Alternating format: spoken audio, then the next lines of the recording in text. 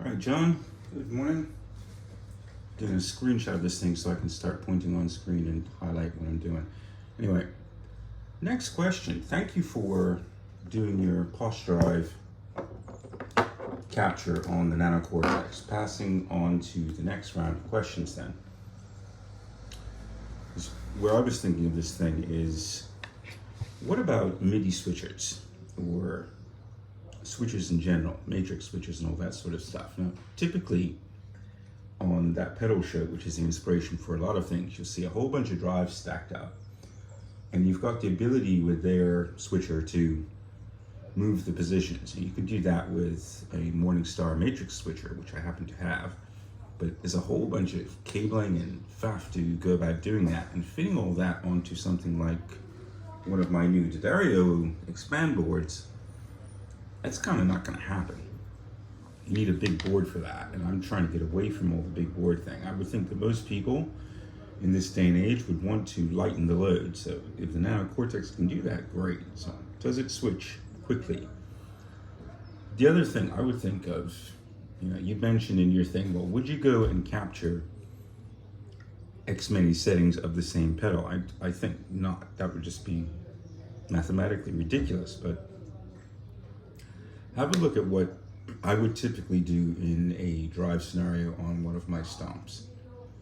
The input, I would go out to an external pedal that's doing the Q booster, it's doing all sorts of wah, EQ type filtery stuff. Come back in, and I would use this to replicate the typical setup that you'd have on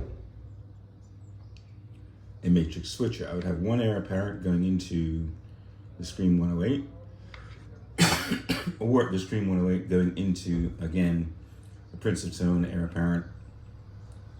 Think of it as the same thing, but I would have one snapshot with these two active, and then one snapshot with these two active. And in doing a snapshot switch, you have no audible thing, you have trails maintained between it. In the various MIDI switchers that are out there, sometimes those trails work, sometimes they don't. Sometimes you can do more things, sometimes you can't. So I'm not writing those off, but I'm wondering, how are trails and how are switching on the Nano Cortex? Can you do that sort of thing? Here, for example, the air apparent, you've got gain set up like that, and all these bits and bobs, 9-volt voltage.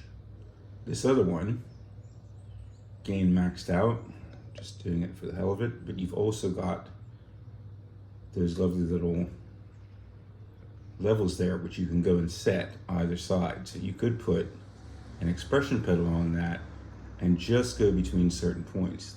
The power of MIDI, the power of modeling, which is really great. You can adjust all these things, which is great. So what I'm thinking of here is, can we distill between the Prince of Tone,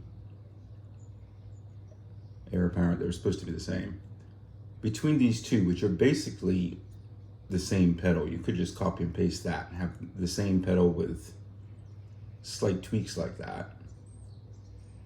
Works great.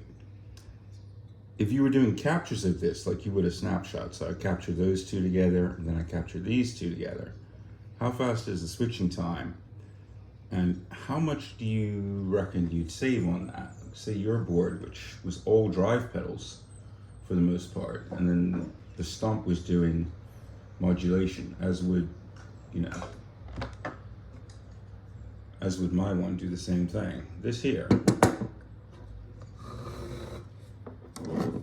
Architect for Matthew's effect is wicked. You hold down these two buttons, and the boost side, which is over here, either goes before or after the drive side of the clone, which is over here, and that has 4 different diode sets that you can change between, and the boost has 2 different types of boosts that you can switch between. So I would say, move this out of the way, for a pedal like that, which is a piece of absolute art, even the way it works, you can hit there, your foot goes up there. I don't think that the Nano Cortex or the capturing of these things in dangerous pedals, because these are the kind of things that, you know, you go out and buy. You couldn't even like get this and switch and swap it. It just doesn't make sense. So pedals are safe, I think, from the copying machine. But what is interesting is this, even though it has MIDI and you can switch through those different drive things and get changes, everything else here is fully manual. They're not using digipods, so you've got all the joys of reaching down and touching all this stuff. That is what I posit. Regular pedals like this, or regular, there's nothing regular about it. The Octoside, which cannot be profiled, I don't think, you know. The fuzz on this thing is massive. So pedals like this end up staying on the board by force, fuzz. Pedals that do drive without any modulation are game for capturing. And this pedal, which, you know, it costs a fair fortune. 2 of these you could get a Nano without any problem. And that would mean that your collection of these lovely things can stay in the studio nice and safe, and you can risk taking the Nano to the beach, to a festival, out in the mud, all that good stuff. Obviously you're going to be careful with your toys, but a Nano is not that precious of a thing. It's just a photocopier. Yeah? How quick is the switching between the captures of this or of stacked pedals? Third question. Of the, what do you call it? The Kernem Ridge. The lovely white one. That's basically, sorry about that. That's basically taking an EQ section, a vastly variable gain section with 5 or 6 different levels, and you've got a nice smooth turn with their digipods, all analog. So moving these doesn't give you the same step sort of thing that you get like on the jet pedals. What do you reckon on that? Because there they posit that, okay, a Kernem Ridge can basically, essentially, take over. If you're dialing in and tweaking in, it can replicate any pedal out there, or it can possibly replicate stack pedals. I don't really see that, but they say yes, yes it can. And the whole gist of this push, of this research, is basically to free up presets like this, where I'm using 2 to 3 times the DSP to manage these drives. I think it's really, that is the concept that people somehow haven't gotten. They're bitching and moaning about the number of blocks or that stuff, where they're using the Tone X pedal, which has 6 or 7 or 8. We've had 8 in here forever and a day. And it's honestly really never enough for doing the kind of stuff that I do. It's why I have 2 of them. Can the Nano do the job, possibly, of relinquishing the power of a rather expensive MIDI switcher,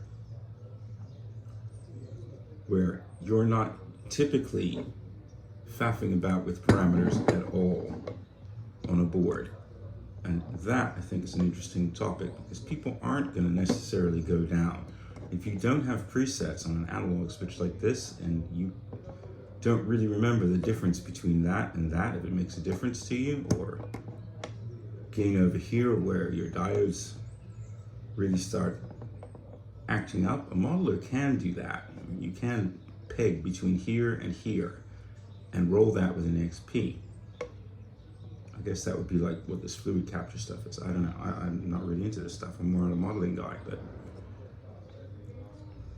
that would be my question. You know, if you're faffing about with all of your pedals there, try that out. Stack a bunch of them and do those captures, not just of the one, but of the many, and then start flicking between them and let us know how that goes exactly, you know, or try it with the Tone X and see if there's a difference between the two. But I think really the juice of that Nano is the fact that I could take these things, even, with me, take a board full of these pedals and take a Nano, and I could have a week off where I'm just tone chasing, and the Nano could hold all of that info and you could flip and flop between it. That brings MIDI to non-MIDI pedals, essentially, which I think is a really great thing. I'm wondering, well, why aren't people asking these questions or demoing this on YouTube instead of, getting all fussed and caught up over 3 simple blocks with your basic stuff? And to me, that was really not the point. It's kind of disappointing, for the whole guitarist community that they fixate on these things, where the real question is, I think, how can you slim down your stuff? How can you reduce the overall power weight? That's a good amp and a bit at best, not that you're going to change out a stomp. It's still the best pedal going. But the real question, I think, is that with Command Center, which you didn't mention at all, with all the MIDI stuff that you can do, just connect a thing there. This thing, if you're then pushing your 64 changes on a Nano Cortex, you can get out of doing all this nonsense and go to something really cool. Like that, where you're sticking delays all over the place. You've got space for modulation or compressors or all the other effects. It seems to me ridiculous that people would have to build presets like that in the Helix, which do 3 times the DSP to do the job of 1. If you could compress that down into 1 block, wicked. That 1 block becomes 64 blocks. It's the power of, say, using an IR block in there and flicking between cabinets all the time, or all of the other things that a Helix can do, which are just absolutely magical. You give yourself so much more room here for minimal costs. For my desert island boards, the stomp is always there, but a Nano would be a good backup. If it can be powered for under 500 milliamps, if it can also do a decent job as an audio interface to go back to my iPad, well, that's a huge savings in power. And maybe this, which is now from 2018 and still running well, could sit at home. I've been trying for years to come up with a plan, say, this thing fails, I don't want all my eggs in one basket. So my boards have expanded and contracted and gone all over the place with that. Maybe the Nano would help with that. You could save your stomp. The very idea of going out and spending 600 quid on another one of these right now, no, not really. Still, let me know what you think. Can it be done? Switching by MIDI, how fast is it? Is it gapless? Do the trails work across it? If you're running it through this, like, pair one with a HX Stomp and go out and gig it like you do with everything else. And what's your final say on this thing, man?